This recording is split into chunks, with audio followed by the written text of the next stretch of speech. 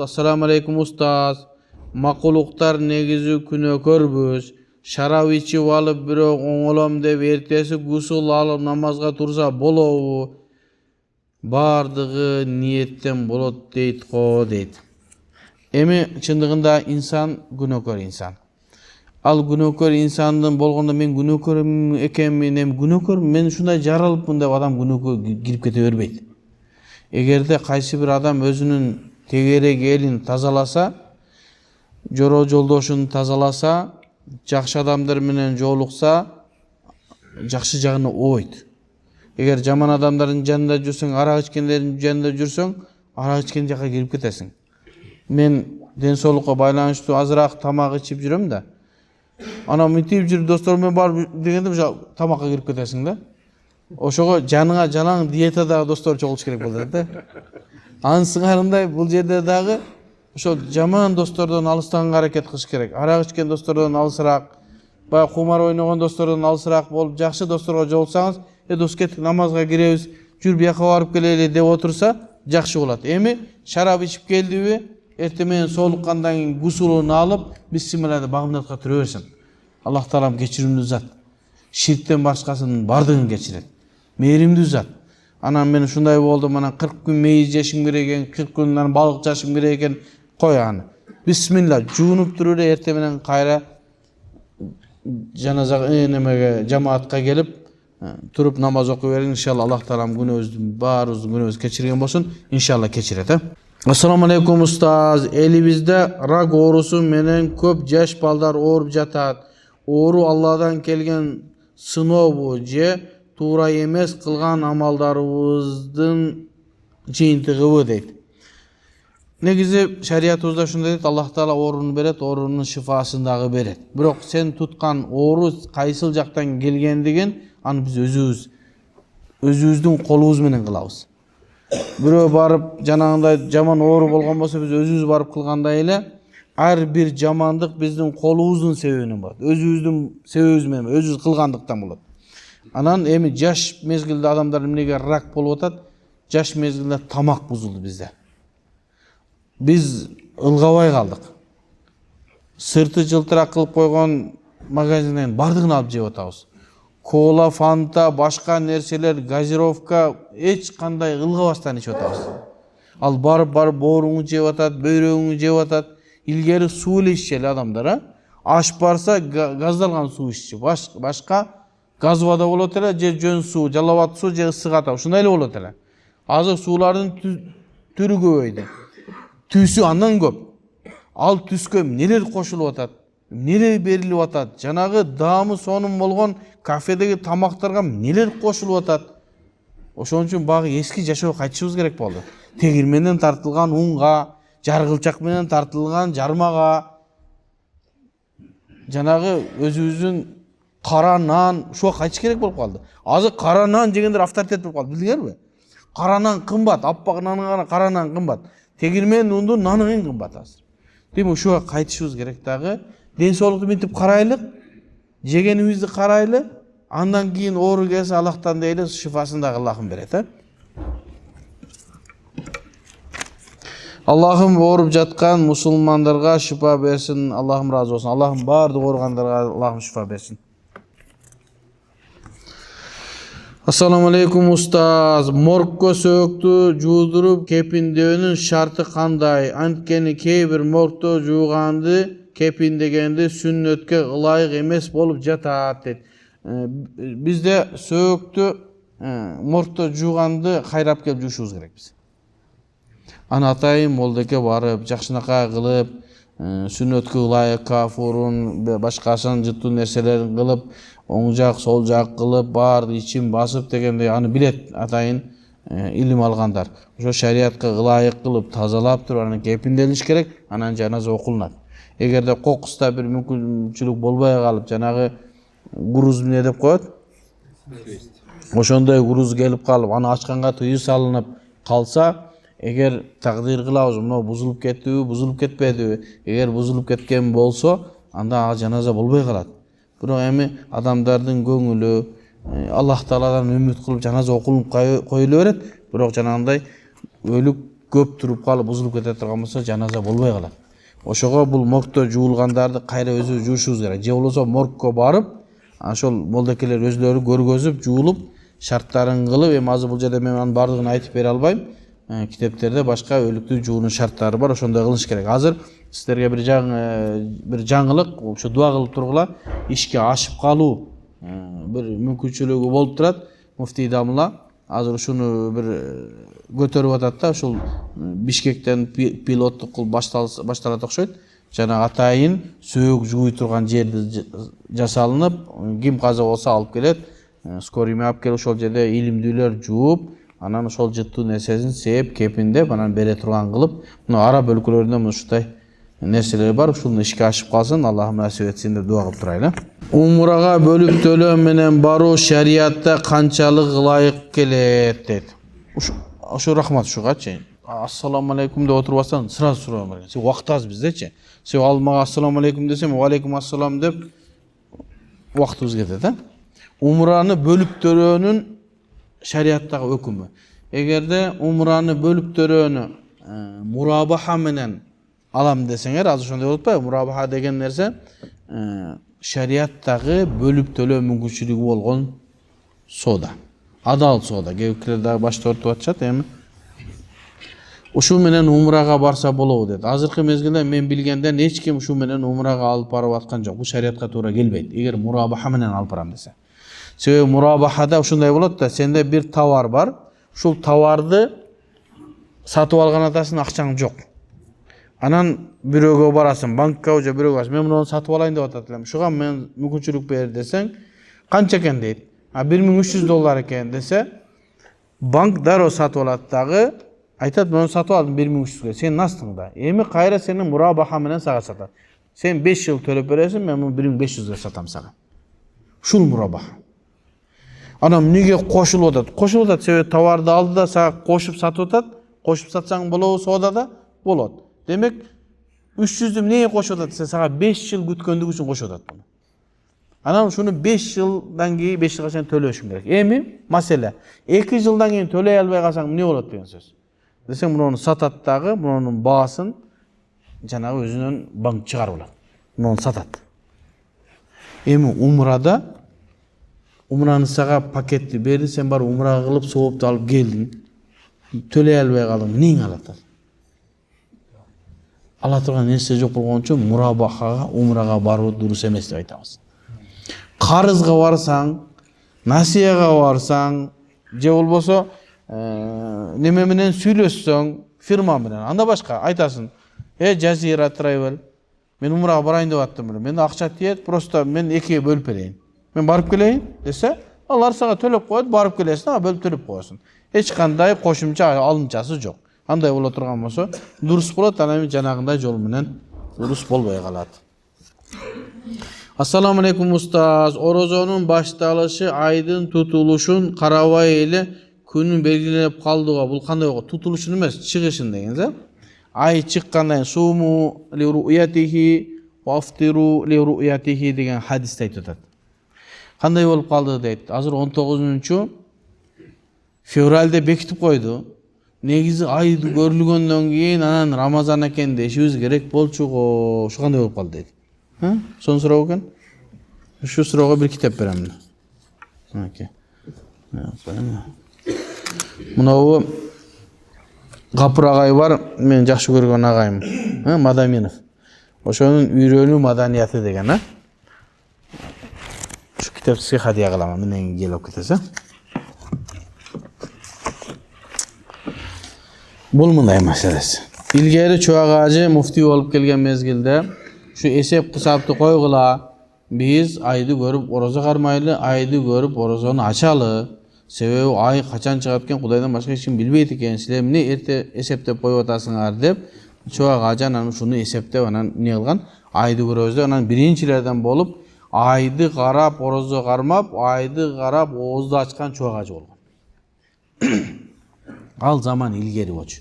Чубак ажы келип ошол нерсени жок кылгандык Алла мурда календарды эле эсептеп туруп эле, календар менен тийип туруп эле, мындяка кошо эле өткөндө мындай бияка жылат, 18-не кое береличи дейт болчу илгери.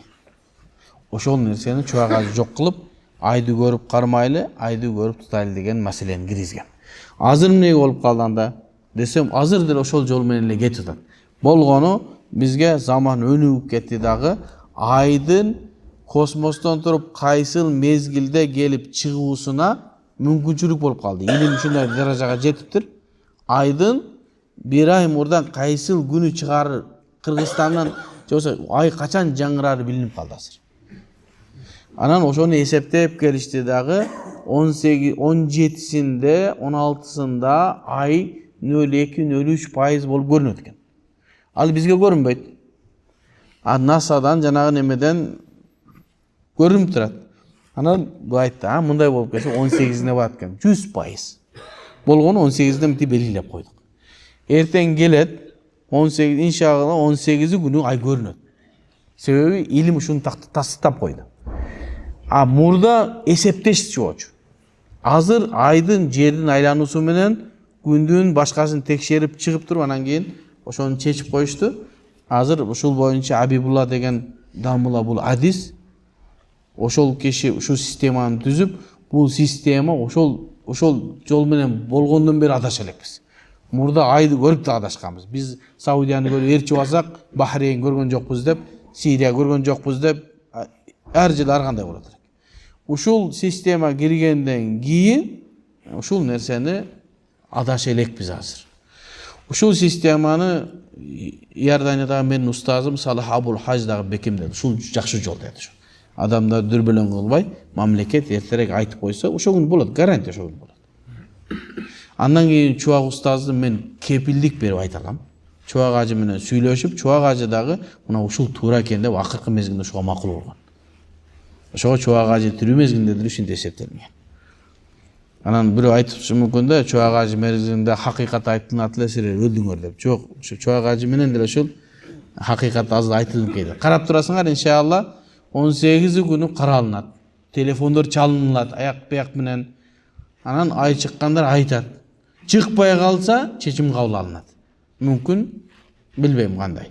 Азыр түрк мамлекеттеринин муфтийлеринин жолугушусуна дагы бардыгы ошол 19 февраль айт күнү деп бекитилди. Демек, ай көрүү менен эсепти коюу каршы келбейт, башкача айтканда. 18 күнү каралынат, ошол күн туура чыгат. Ошондой азыр илим ушуга даражага жетиптир. Буну дүйнөдөгү алымдардын бардыгы макулдап атат. Себеби айды көрсө деле болот. Айды көрсө деле болот, эрте айтса деле болот. Эч кандай айырма жок. Экөө тең амал кылынып атат. Башкача айтканда, айда каралынат 18 күнү. 19 күнү гарантия чыгат иншалла. Кыямат болуп кетпесе 17-синде. Чогуу намаз окуп жатканда мастурат кандай турат деди, машалла. Чогуу намаз эгерде аялыңыз менен, мастурат деген аял деген, мастурат деген арабча сөз, жабылынган деген сөз. Аялым дебестен жабылынган. Бизде катын дейт болчу го.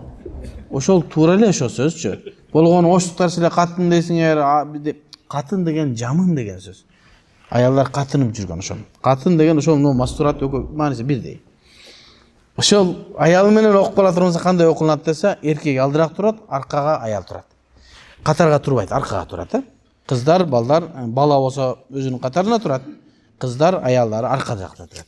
Ассаламу алейкум, алейкум ассалам. Устаз, жамаатта бир адам бар, ичет, арак ичет. Кээде айлап кетет, кээде бир жума сакалчан дейт. Динге залакасы тийип жатат. Кандай дейсиз? 4-5 жылдан бери кыйнап жатат дейт. Эмне кылып токтотсо болот дейт. Эми эгерде ошондой бошоно албай аткан болсо, ушундан кутула албай аткан болсо, демек мындай инсандык фактор калбай калган анда. Аны туура түшүнүш керек. Демек анын организми, анын денеси муктаж болуп калган, ага байланып калган. Аны дарылатыш керек. Аны атайын апара турган жерлер бар. Канын тазалатыш керек. Анан эркине бериш керек, кичине даватка чыгарыш керек, жакшы сөздөрдү айтыш керек дагы. Аны сөгүп кайра 1 жыл эмес 2 жылга чыгарып ийбей, аны катарыбызга кошо беришибиз керек. Майли кечкурун сехте менен жамаатка келе берсең жамандабайлы. Биз мечиттен эч кимди куубайлы. Эми мүмкүн ден соолук ошого мен көргөм ошондой адамдарды. Неме кыла албайт. Кармана албайт. Уже баягы кандын жарымы ошол неме менен арак менен ууланып калган. Аны дарылаш керек.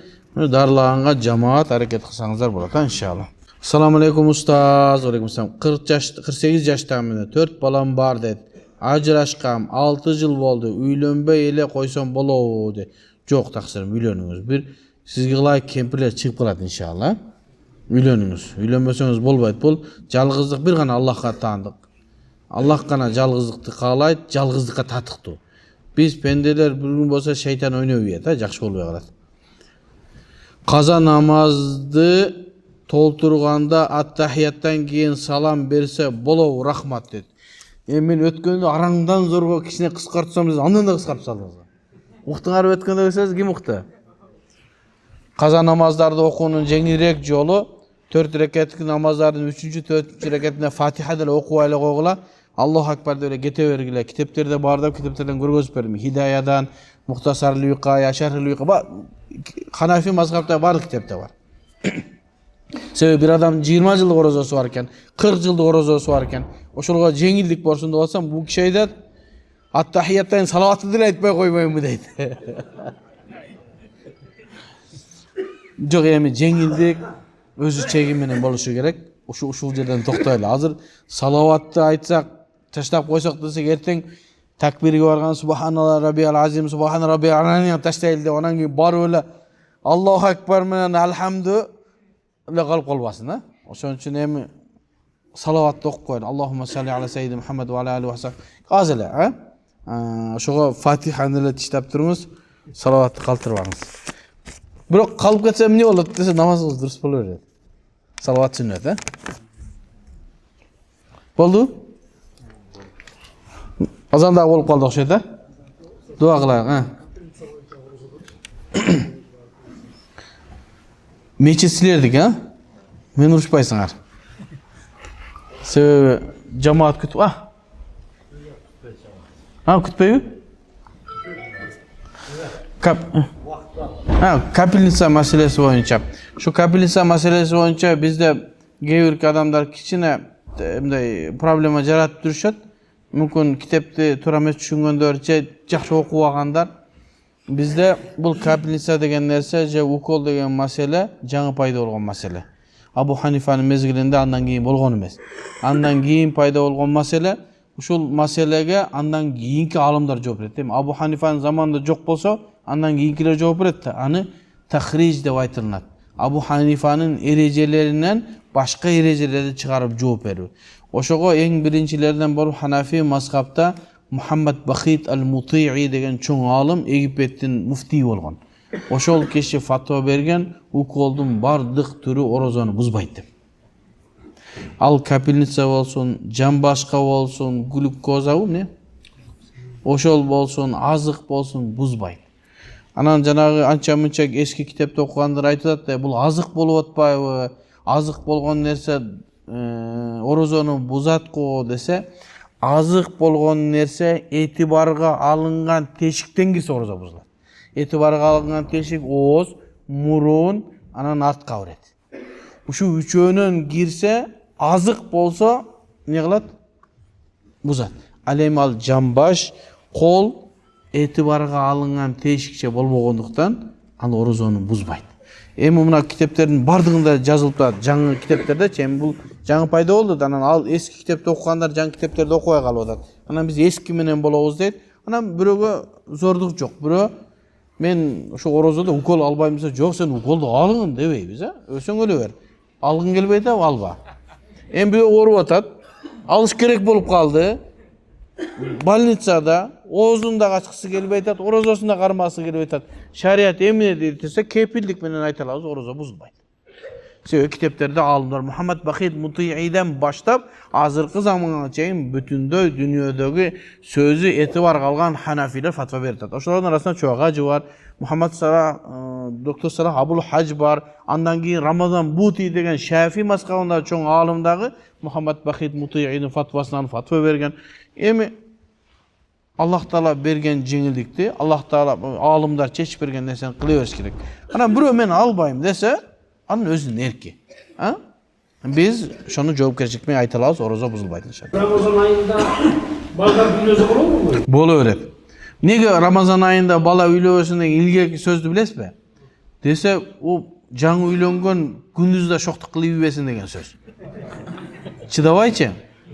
Ошон үчүн эмне болду? Рамазанда тынч орозону кармадагы, Рамазандан кийин үйлөн деген мындай мустахаб сөз. Бирок шарият боюнча дурусбу? Дурус. Болгону ошол ооз жапканга чейин ишти бүтүрүш керек дагы.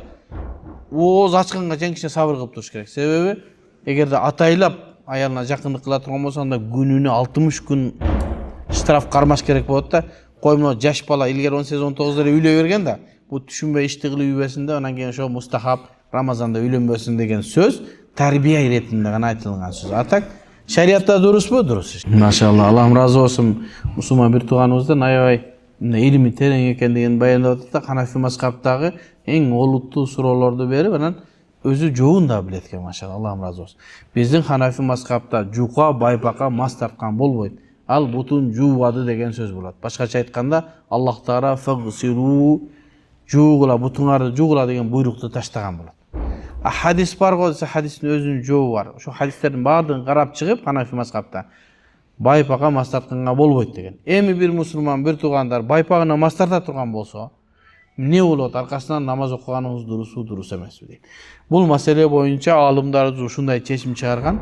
Эгер бир адамды көрсөң, ал бутуна мас тарткан болсун, же болбосо жанагы денеси канап кетсе дагы дарат бузулбайт деген Шафилерден болсун, же башка бирөөлөрдөн болсун, биздин Ханафи мазхабтагы эрежеге туура келбеген нерсени аткарып келип туруп имам болсо, көрдүңүзбү, мына жерден дараткандан чыкты, байпагына мас тартты, аркасынан ээрчикен имам болсо, имам уйбайбыз. Себеби биздин көз карашыбызда анын дараты жок. Ал эми бирөө мас тартып жүрөт. Бирок бир карасаң, ошол күнү имам болуп калыптыр. Аркасынан уйуйбузбу десе, хусну зон кылып аркасынан уюй беребиз. Жакшы күмөн кылып бутун жууган бир акмак депчи. Анан эгерде жүрөгүм жок, мен эле Аллах Тааланын астында мен парызыман сураламын. Мунун жамаат менен окушум сүннөт, өзүм окушум деле боло берет фарыз. Өзүң кармап калсаңыз, ошонун жаман кылыгынан улам. Ал сиз өзүңүн акыңыз. Ошон үчүн ошондой адамдар имамдыкка чыкпаш керек. Ошон үчүн Маккадагы имамдар аларды тарта берет да. Мен угуп калдым, ошо Маккадагы имамдар жыңайлак барып имам болушат. Себеби адамда аркаңда миңдеген, 100 миңдеген, миллиондогон адамдар сага уюп окуп атат, ошолордун намазы сенин пикириңде дурустур. Бирок жалпы жамаатты эске алышың керек деп, бутун жуудуртуп анан барып имам болушат. Анан ошо азаматтарда кокустан имам боло турган болсо, бутун жууп келсин, өзү окуп калса билгениң кылсын. Кечкурун иштиби, бүгүн тообасын кылып, эртең менен имамдыкка чыкса, эгерде тажвиди дурус болсо, илими бар боло турган болсо, аркасынан намаз окулат. Бизде Ханафи мазхабында ушундай бар, бардык күнөөкөр адамдын аркасынан намаз окулат. Дурус. Таквалар чыккан бул жакшы. Бирок эми такваны чыгарайлы десек, анын тажвиди жакшы болуп атат. Башкасы илими жок болуп атса, тооба кылдыбы, сени менен ал бирдей эле. Азыр тообасынан кийинчи. Ошон үчүн аркасынан уюп намаз окуй беребиз. Аллахым кабыл кылсын, жанагы 40 күн тазаланам деп карманга туура эмес. Тооба кылып эле дароо кайра намазын баштай берсин. Аллахым кабыл кылсын. Бычылган койдун этин жесе болобу дейт. Аба бычылган койдун эти даамдуу болот да.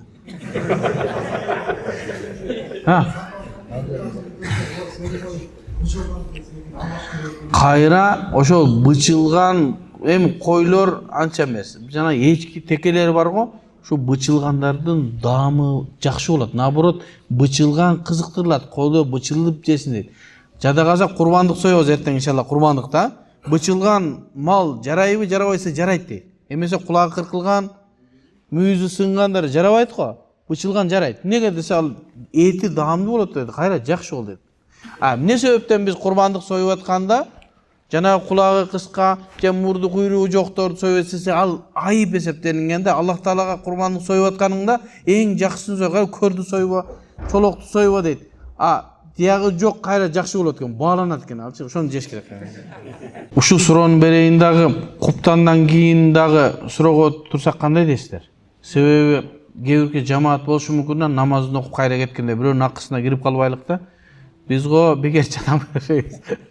Сиздин сурооңузга жооп берели, аздан кийин куптанды окуйлу дагы, суроолору болсо кайра жооп берели. Себеби мен дагы качан келем, Аллах билет. Сиздин сурооңузга жооп берели. Аял киши эгерде боюнда болсо же бала эмизип аткан болсо орозосун кантип кармайбы же фидия төлөйбү же кийин казасын кармап береби дейт. Фидия деген нерсе ошо карызынын орозосунун ордуна акча төлөө. Бул бир гана карыган инсандарга гана уруксат, анан өтүп кеткендерге. Карыган инсандар бар да 70-80ге чыгып калган жаны бар, сүйлөп атат, секин келип намаз окуйт, бирок орозо кармай алат. Ошондо фидия төлөйбүз. Себеби кармай албайт. Ал эми аялдар бала эмизип аткан болсо каралат. Эгерде бала эмизип аткан бала аял орозо кармаса, баласы сүт жок, кыйналып кала турган болсо, ал орозосун токтотот дагы, баласын эмизип, эл менен элден бөлүнүп, тамак жей берет дагы, баласы чоңойгондон кийин күнүнө кармап берет. Штраф болуп эсептелинбейт. Боюнда бар дагы мына ошондой болот, боюнда бар дагы каралат. 1-2 ай болсо зыяны жок. 7 ай, 8 ай, 9 айга жакындап калганда, эгерде кебирки каны аз, аялдарда аз каны аз болуп атат, орозо кармап калса, өзүнө, баласына зыян боло турган болсо, ал дагы оозун ачат, бирок адамдардан далдаракта тамак жейт, кийин төрөгөндөн кийин, баласы чоңойгондон кийин күнүнө күн орозосун кармап берет, штраф эмес. Мурабаха боюнча буюмдарды алса болобу дейт. Мурабаха боюнча буюмдар сатып, буюм аласыз, үй аласыз, машина аласыз, ушундай нерсе сатып алсаңыз болот.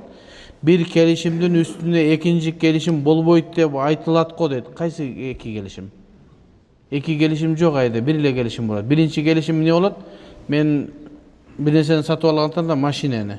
Мен өзүм сатып алган мүмкүнчүлүгүм жок, банкка бардым. Банктын ислам терезесине, жана арам банкка эмес, ислам принциптери менен иштеген терезеге бардым дагы, айттым, "Но машинени үйдө аттык беле? Үйдү мен алым келип атат" десем, банк канча экен дейт. $50,000 десе, банк дароо $50,000 сатып алат. Болду, биринчи соода болду. Бүттү, саткандан кийин экинчи келишим болот да, мага ошол $50,000 3 жылга бөлүп төлөөсү менен үстүнө 16%-ын кошот. Өзүнүн акчасы да, өзүнүн үй өзүнүкү болуп калды банктын. Андан кийин үстүнө өзү кошот дагы $70,000 3 жылга бөлүп бергенге болот. Демек, бир сооданын үстүнө соода болгон жок. Бир соода толук бойдон болду, андан кийин экинчи соода болду. Мүмкүн мурабаханын эмесин сизге жакшыраак түшүндүрүп беришкен эмес. Эгер айтылган убактысында төлөй албай калса, штраф кылышса кандай болуп калат дейт. Штраф деген нерсе жок. Эгерде штраф деген нерсе бар боло турган болсо, шариатка туура эмес келип калат. Себеби соода болду, акчасы бекитилди, кеч калды, башка нерсе болду. Бирок адамдар өзүнүн убадасына турбай калыптыр. Сенден акчаны алып кетет, 3 күндөн кийин берем деп. 2 айдан кийин да кармай албайсың. Ушунун кандай кылып бир жолго салабыз деген ислам принциптерин иштеп, IOF'ни жазган, системаны жазгандарга кичине проблема келди. Банк бере берсе дейт, үйлөрдү алып кете берсе, адамдар алып алыптыр, төлөбөй жүрө берсе, эмне болот? Буга бир нерсе коюш керек го. Баягы убагында келип төлөгөнгө. Эгер илгеркидей болуп мусулмандар өзүнүн убадасына туруп, 17-син акчаны төлөйсүң, 17-сине төлөгөн болсо проблема жок эле, андай эмес экен. Себеби мындан мурдараак рассрочка менен телефондор сатылып атканда тажрыйбадан көрдүк адамдардын абалын. Алган боюнча жок, токмокко кеткен, баягы Жалалатка кеткен, жок таппайсың. Анан акчаны берип коюп, күтүп отура береби качан келгенге чейин? Анан шунун схемасын издеп чыгышканда, анан кийин штраф эмес, милдеттүү садака деген нерсени ойлоп табышкан. Кандай? Эгерде шу мурабаха менен алып атканда сиздин колуңузга бир кагазды берет. Кол коюшу керек. Мен паланча айып түкүнчө, эгер 19-унан кечигип кетсем акчаны, өз ыктыярым менен мынча акчаны садака бергенге макулмун деп кол коюп бересиң. Ал деген нерсе өзүң милдеттеме алдың деген сөз. Анан бир нерсе болуп төлөй албай каласыңбы?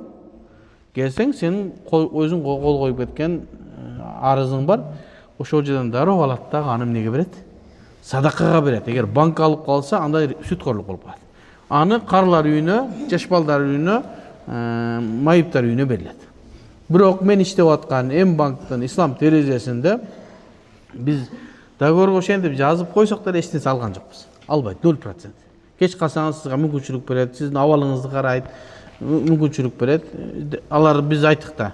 Эми IOFI стандартында ислам терезесине уруксат алынган, улуттук банктан уруксат берилген лицензияда силер IOFI стандартына баш ийесиңер деп турат. IOFI стандартында ошондой эреже коюлган. Ал улуттук банктын милдети. Демек аны кылыш милдеттүү болот. Анан ошондой кылдык да, карады.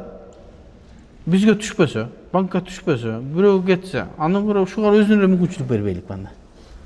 Кеч калсаң да тезирээк бол, бир нерсе кыл деп каралынат. Ошондон улам башка банктарды билбейм, М-банкта андай нерсе жок. Тамла бул балыктардын тамагы жөнүндөчү. Ошол тамак алып тура эмес нерселер кошулат деп да.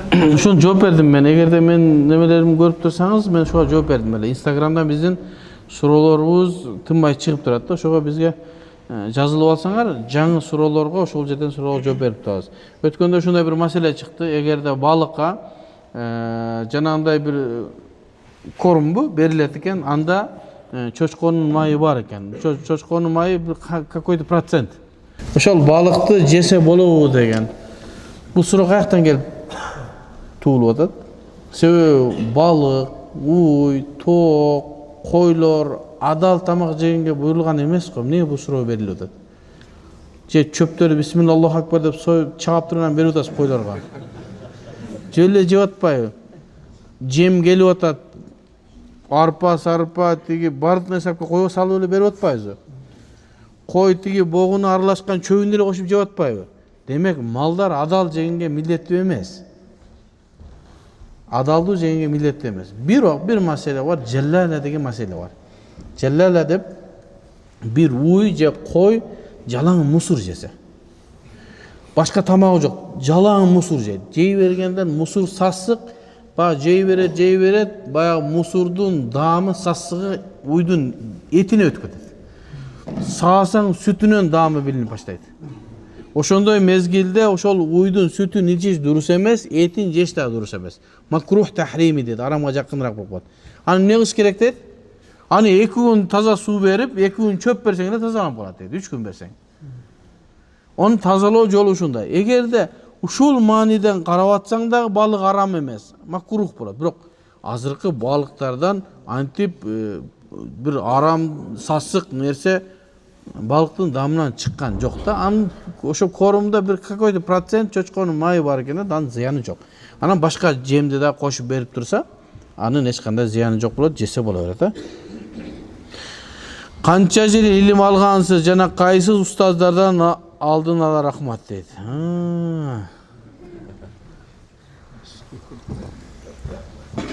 Мактанышка туура келип калды. Мен 2000-жылдар 99-жылдары келип, Бишкектеги Ислам институтуна келип тапшырып, ошол жерде 4 жыл 5 жыл илим алгам. Андан кийин Аллах Таала насип этип, Меккедеги Умул Куро университетинин астында араб тил институту ачылып, ошол жака өтүп, анан Меккеге барып, ошол жерде окуп, Меккеде 15 жыл окуганмын. Чубак ажы менен чогуу окуганбыз. Мен ал жака барганда чубак ажы бар экен, кыргыздардан жалгыз. Менден кийин да 1-2 кыргыз келди, ошентип 3-өбүз 4-өбүз окуганбыз. Анан чубак ажы эрте келе берди, биз калганбыз. Ошондон 2019-жылга чейин биз ошол жерде окудук. 2020-жылы ал жерден Иорданияга өтүп, Иорданиядагы бүткүл дүйнөлүк ислам университетинде Ханафи фик факультетинен бакалавр магистратурасын окудум. Андан кийин докторантура окудум. Анан келдим, ошо жалпысы биз 25 жылдын тегерегинде илим алдык. Азыр келип эми сабагыбызды кылып атабыз, элдерге талим тарбия берип атабыз. Бардык илимдерден ижазабыз бар. Куран, хадис, тафсир, акыйда, мантык, луга, тил боюнча бардык илимдерден ижазабыз бар. Сабак бергенге акылуу деген. Азыркы мезгилде Ислам университетинде сабак берем. Ошондой эле муфтиятта фатва бөлүмүндө адисмин. Анан М-банкта Ислам терезесинде исламий советтемин. Нан кичине сабак кылып турабыз. Устаз могу бир мен күнөөнүн классында ошол тоо кылып туруп, кайрадан ошол эле кайра кылып аласың да, ошого кайра тоо кылып кандай амал кылсаң болот, ошолорду кайра таштап салганга чыгып элечи. Негизи күнөө кылгандан кийин анын аркасынан тооба кылыш керек. Же жакшылык иш кылыш керек да, анан тооба кылыш керек, Анан кайра жамандыкка барыштын эмне кантип сактанса болот дейт. Бир күнөөгө кайра эле артын келе берүүнүн проблемасы эмне десе, биринчиден ыймандын алсыздыгы, экинчиден илимдин жоктугу же өтө аздыгы, анан чөйрөнүн жамандыгы. Демек ошондой болсо, эмне кылыш керек? Ыйманды күчөтүш үчүн Куран окуш керек, тахажжуд намазды окуш керек, орозолорго кармаш керек, зикирлерди кылыш керек. Илим алыш үчүн мындай илим мажилистерге отуруш керек, университетке окуш керек, курстарды окуш керек, илим тарбиясын алыш керек. Азыр эми Токмокто кандай? Бишкекте сабактар мечиттерде толтура. Барып окуса, алымдардан сабак алса болот. Төртүнчүсү жаман достордон алысташ керек, чөйрөнү өзгөртүш керек. Ошондо анан кайра иншалла күнөөгө кайтпайбыз. Мен билген нерсем ушу. Токтоңам таксам мыякты карайлы. Курк мүнөз, маданият, этика, эстетиканы, жүрүм турумубузду, тарбия, таалимди, ич-чара, мамилени оңдоо көп мечитте түшүндүрүү жагы тез айтылып турса жакшы болот эле дейт. Чындыгында ошол жөнүндө айтылып атат. Курк мүнөз жөнүндө, адеп ахлак жөнүндө мечиттерибизде, жумаларда сабактар айтылып турат. Эми ошол жумадан качан молдек айтат дебестен өзүбүз да аракет кылып китептерди окусак, иншалла пайдасын берет. Так.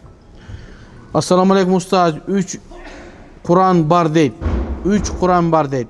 1 тамга менен жазылган, биз окуган Куран. 2 жалпы аалам Куран. Мисалы пайгамбар саллаллаху алейхи вассаламга оку деп деди, бирок Куран түшө эле дейт. Жок, кечиресиз. Оку деген ошо Куран түшкөндүгү, биринчи аяттын түшкөндүгү ошо. Икра деди, ошо биринчи аяттын түшкөндүгү. Ошого Алак сүрөсүнүн 5 аяты биринчи түшкөн аят. 3-чү адам бул тирүү Куран дейт.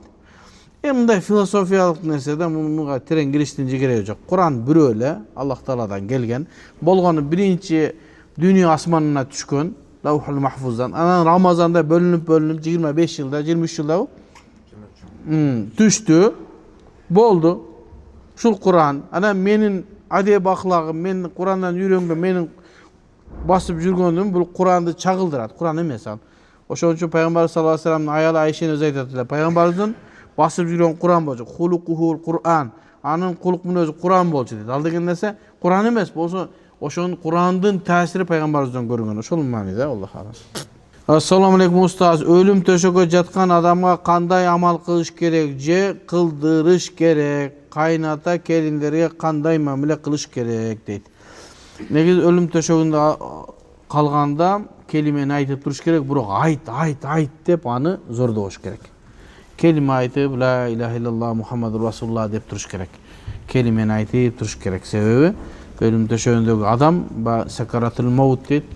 Өлүмдүн кыйынчылыгынан айтпаймын дебийсе, акыркы сөзү келимени жериген болуп калышы мүмкүн. Ошон үчүн келимени айтып ла иляха дебестен эле жөн эле ла иляха иллаллах Мухаммаdur Расулуллах деп кайталанып турат. Кайната келиндерге кандай мамиле кылыш керек? Кайната келиндерге өзүнүн кызындай мамиле кылыш керек. Кайната келинге өзүнүн кызындай мамиле кылыш керек. Махрамы болот ошонун. Кызындай болот. Анан ошого кээ бирки кайнаталардан кээ бир амалдар катталып атат. Бул жапайычылык, баягы түркөйлүк да.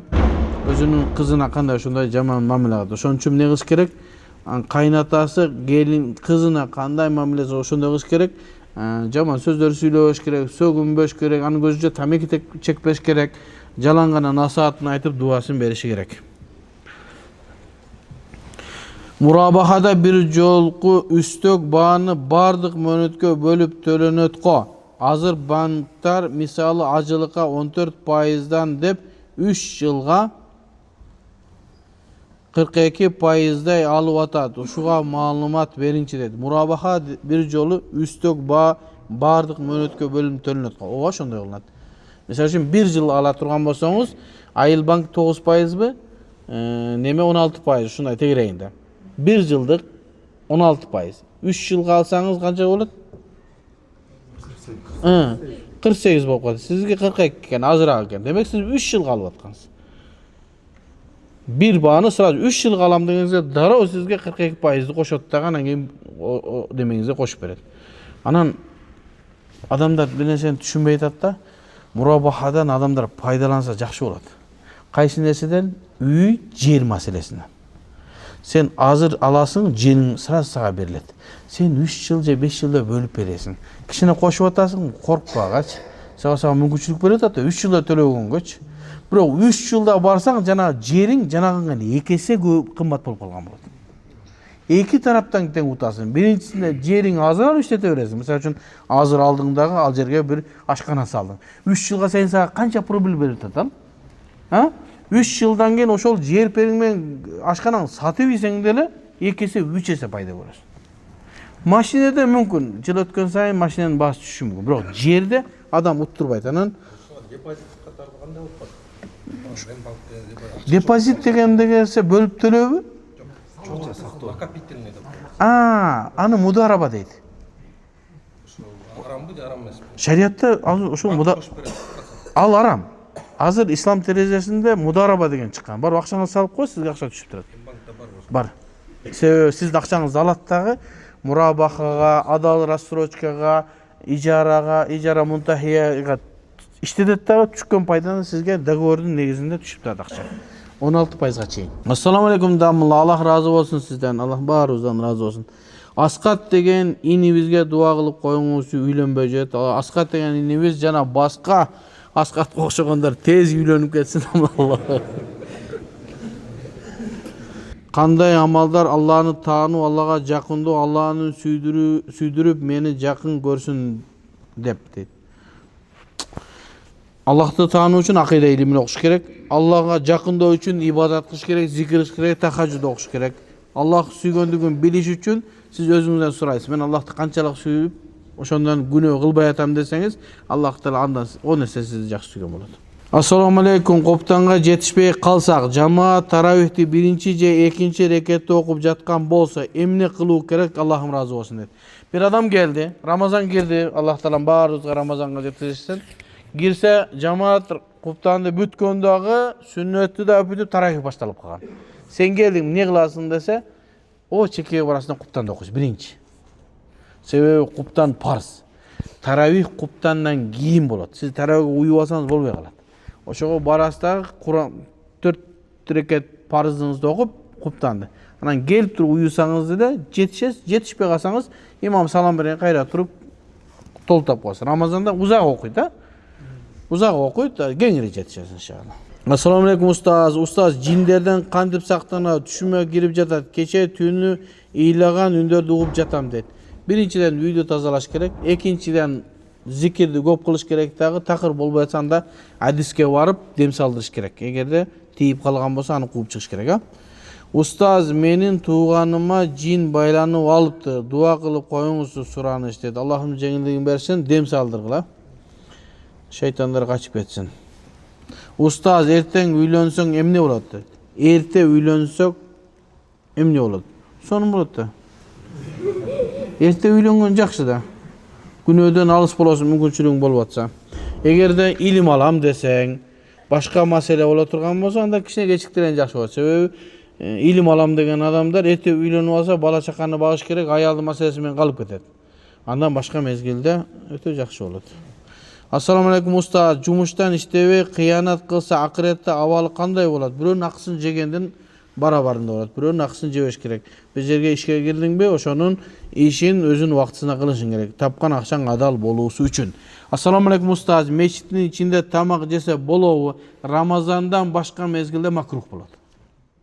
Рамазанда зарылчылык үчүн уруксат берилет. Озачар болуп калат го кишине. Эгерде орозодо деле башка жер боло турган болсо, ооз ачыптыра турган жер болсо, ошока кылган жакшы. Себеби бул мечит ибадатка коюлганда, бул жерде адамдар ибадат кылыш керек. Бери келип Аллаху акбар дегенден кийин манты жыттанып турса жакшы болбой калат. Ошон үчүн эмне кылыш керек? Намаз жана ооз ачарларга сыртта боло турган болсо жакшы болот. Мен билгенден азыр мечитте ооз ачар тыйым салынган, же барбы? Men bilgenden biz jakta da onda жоголуп кетти Бишкекте. Etikaf mezgilinde qanday bo'ladi? Etikafga borgan ruxsat beriladi, joy içinde tamak jey beradi. Ramazanda degenim oşo. Assalomu alaykum ustoz. Hajatxonaga kirganda zara chiqargandan keyin istibro qilish kerak bo'ladi. Anan mechitdan hajatxonalarda adam ko'p bo'lib, hajatxonaga kirganda istibro ko'p sozilib ketib, odamlar kutib qolishadi. Oşoga istibro masalasini qanday qilam dedi. Istibro qilish kerak, qanday bo'lsa da qilish kerak. Kichkina sekirish kerak, yeyinish kerak, o'tirib tursa chiqib ketadi. Hem ko'pincha janağı prostata bo'lib boshlaganda şol kichkina chiqib qatadi.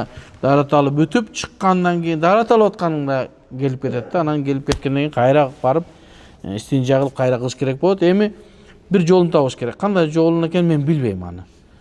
İşinsa çıkarış gerek. Je bir materialda je bir narsani qo'yib qo'yasizmi, kichkina bosib qayda kiresizmi, ertaroq darat olasizmi, je uydan darat olib kelasizmi mechitga kirmasdan ertaroq, je bo'lmasa ertaroq kelib darat olib bir narsani qo'yib, bumagani qo'yib kichkina bosasizmi, o'tirib turib, andan keyin qayra borib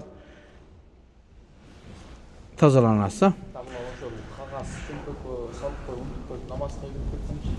Eğerde jana istibro qilinganda je bo'lsa ba ichki kiyimga qo'yganmacha unutib darat olib kirib ketgan bo'lsa, o'shoni bilan namoz o'qisa durustmi, durust emasmi deydi. Allah. Eğerde najosatning ko'lami 1 dirhamdan jo'g'ori, boshqacha aytganda 10 tiyindan jo'g'ori bo'la turgan bo'lsa, anda namoz durust bo'lmay qoladi. Hamilun najosatni ko'tarib qolganlar bo'ladi. O'zingizda najosat bo'lsa, kiyimingda namoz bo'lmay qoladi. Andan kishiniki bo'la turgan bo'lsa, ma'fuun anhu kechirim bo'ladi. O'z javuq kezde misvaq degan pasta bilan tish yuvsak bo'ladi deydi.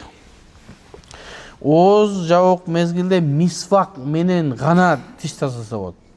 Zumni pastasi emas, misvaq o'zi bor-ku, jig'ach. O'sha bilan qilgan erta bilan kechindan o'z ochargan chayin qilish bu sunnat bo'ladi. Sunnat muakkada, bekindirilgan sunnat. Alemi pasta al neniki olsun, zumni misvaqti olsun, boshqasi olsun makruh tahrimi, haromga yaqinroq. O'shaning uchun o'z japqanga chayin tishni yuvib qo'yish kerak. Agar bir odam o'zini japqandan keyin zubni pasta bilan tishini yuvsa, dami tomog'ida bilinsa pastaning ro'zasi ochiladi. O'shaning uchun o'z ochqanga chayin tomoq jeganda bir 20 minut to'xtatish kerak. Kichkina bosish kerak, darat olish kerak, tishni yuvish kerak, ha. Jalg'iz namoz o'qiganda niyatli imom qatori deb aytabizmi? Ankeni kebiro kechib kelganlar qo'shiq uyib o'qib qo'shadi. Yo'q, uyganlar kelib o'qiyveradi. Jo'nlay namozga niyat qilaverasiz. Raja turali aytib qo'yingizchi, o'lgan odamga aqsha cho'g'iltu. Raja degan ushul chuy o'rnida ko'p ekan, ha? To'qmoq, keng bulung, ushul joqlarda ko'p ekan. Sig'ata o'lgan odamga aqsha cho'g'iltu. Hem bizda odat bo'lib qolganda o'lgan odamga birovlar keladi, non, pan, boshqa narsa tamoq, choy, pay uyushtiradi, o'shaga eldan aqsha to'planadi. Bu durust edi, bayog'i ta'awanu alal bir. Yaxshilikqa nima qilu, yordamlashuv. Hech qanday ziyoni yo'q. Birov berayotganda sadaqa niyatini berish kerak. Qarz deb emas. Bizde o'sha qarz deb berilib qolayotgan o'sha o'rroq bo'lib qoladi. Algan odam o'g'ri bo'lib qoladi. Siz berib qo'ygansiz, janağı o'lik chiqqan yer bir mezgilga chayin o'zini kela olmay qolib, sizning haqingizni bermay qolsa qiyomatda o'g'ri bo'lib qoladi. O'shaning uchun berayotganda sadaqa niyatini qilib qo'ygansiz, o'sha hech qancha 300 so'mdan cho'g'iladi, qanchadan cho'g'iladi?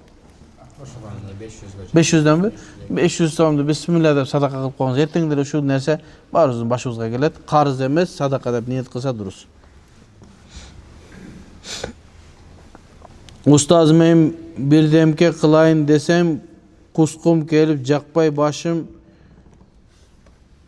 o'rib atadi. Moldaga borsam qaraduva ichiribdir deydi. Echteki jardan berbey jatadi. 2 jol o'qitdim, 1 oy yaxshi bo'lib. Nimedagi kemindagi yermek ag'ayga barsangiz inshaalloh shifo beradi inshaalloh. Aqirqi so'roq ekan. Assalomu alaykum ustoz. Yevropaning parfumlarini qo'ldosak bo'ladi, namozingizga hech narsa bo'lmaydi dedi. Yevropaning, Fransiyaning jiddu atirlarini qo'ldansa bo'lmaydi dedi. Sebebi aning o'lchamida spirt bor.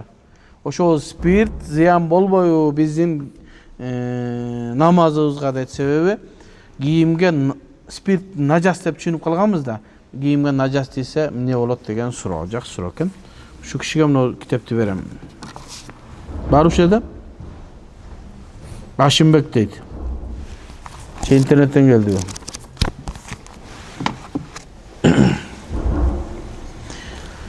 Атырларга кошулунган спирт этилүү спирт деп айтылат дагы, бул химикат менен жасалынган, бул нажас эмес. Ошого ал кийимдерге себинбесе эч кандай зыяны жок, кийимди нажас кылбайт. Эгер бирөө нажас кылат деп каттып калса деле, жанагы 1 дирхам өлчөнчөлүк кечирим бар, нажас болсо дагычы. Себилген атыр, bir günde, 2 günde sevilgen artır, ошол 1 dirham ölçümüne de жетпейт. Эки жактан тең эле мындай арам дегенге уруксат таба албайт. Анын көрө Кудайдын жеңилдигин алып, этилүү спирт бул нажас эмес, алымдар ушундай фатва берген. Ал химикаттан алынган, ошого бизге нажас деген спирт не? Бул жүзүмдөн, анан курмадан жасалган гана спирттер гана нажас болот, башкасы нажас болбойт.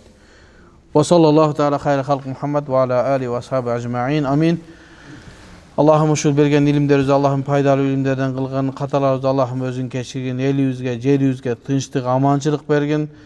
Jaman göz, jaman sözlerin eliyüzü saktagın, tokmok eline, uşul jerdegi koşuna, bardık adamlarga Allah'ım iyilik, tınçlık bergin.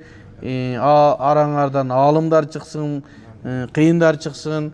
Şu biz okşagan temsil etpey, özüңөрдүн alımlarına, özüңөрgө sabak berip, sizlerden kadınlardı götürüyorsun bir rahmet ki. Ma, non sağa. Hı?